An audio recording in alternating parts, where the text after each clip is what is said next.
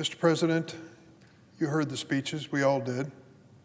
Donald Trump, President of the United States, speaking to cheering crowds at rallies, he would say inevitably, murderers, rapists, terrorists, the criminally insane, sexual predators, they came in this country illegally, we're going to remove them.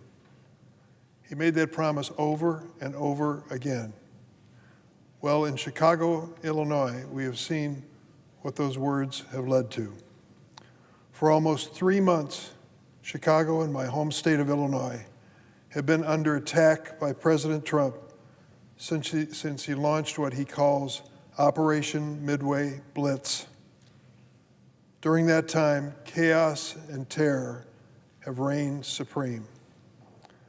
This operation isn't just targeting the, quote, worst of the worst, the rapists, the murderers, the terrorists, the criminally insane.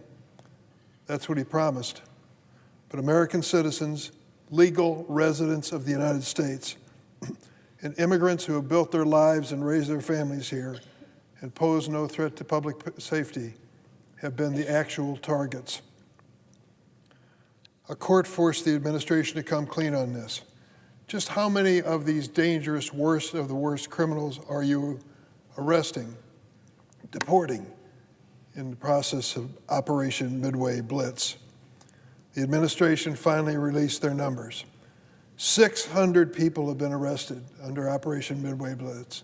600 terrorists, rapists, murderers, criminally insane, except that is not the truth at all. During Operation Midway Blitz, 16 people out of the 600 actually had a criminal history that poses a high risk to public safety. 3%, less than 3% of all those arrested. What about the rest? These violent raids by ICE agents aren't just targeting adults, they're targeting families. I want to tell you a story. 2 weeks ago, Rafael Veraza and his one-year-old daughter, Ariana,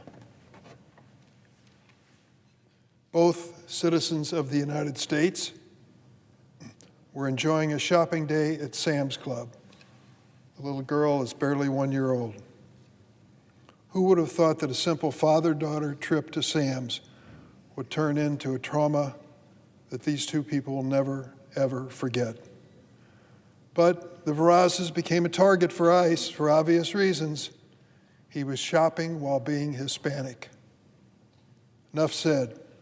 Listen to what happened to this dad and his daughter because of Operation Midway Blitz of this administration.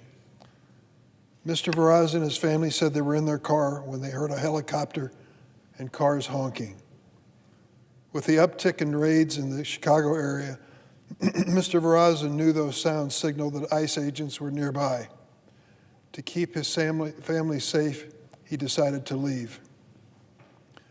Unfortunately, before this American citizen and his one-year-old daughter could drive away, a masked agent pointed a pepper spray gun through the family's open car window and fired the weapon at close range. The pepper spray hit Mr. Veraza in the face, and his daughter also breathed it in.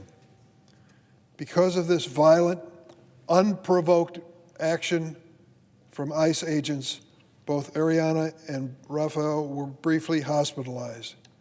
He told reporters after the incidents happened, quote, "My daughter was trying to open her eyes. She was struggling to breathe." Does this incident seem like a federal immigration agent setting out to make America safer? Does this man look like a rapist, a murderer, a terrorist, criminally insane, worst of the worst? What was his crime? Being an American citizen, shopping at a local Sam's Club? His only crime was he appeared to be Hispanic. Pepper spraying a one-year-old little girl and her father during a shopping trip is shameful and outrageous. If it happened to any of us, on my side of the aisle or the other side of the aisle, and you heard about this family, your heart would go out to him. This man was doing nothing wrong, and yet he was treated like a common criminal because he is Hispanic. President Trump is turning federal immigration officers into his own secret masked police force. I see it every day in the city of Chicago, it's reported. And he is violating the rights and liberties guaranteed by the Constitution to all of us, including the right to due process and rule of law. Let me be clear. The President and his administration's actions are not about politics nor about public safety. It's time for all of us in Congress, Democrats and Republicans alike, to put politics aside, speak up, and condemn this growing threat to our democracy. If it happened in your hometown, you would be outraged, and you should be. It's happening in Chicago almost every day.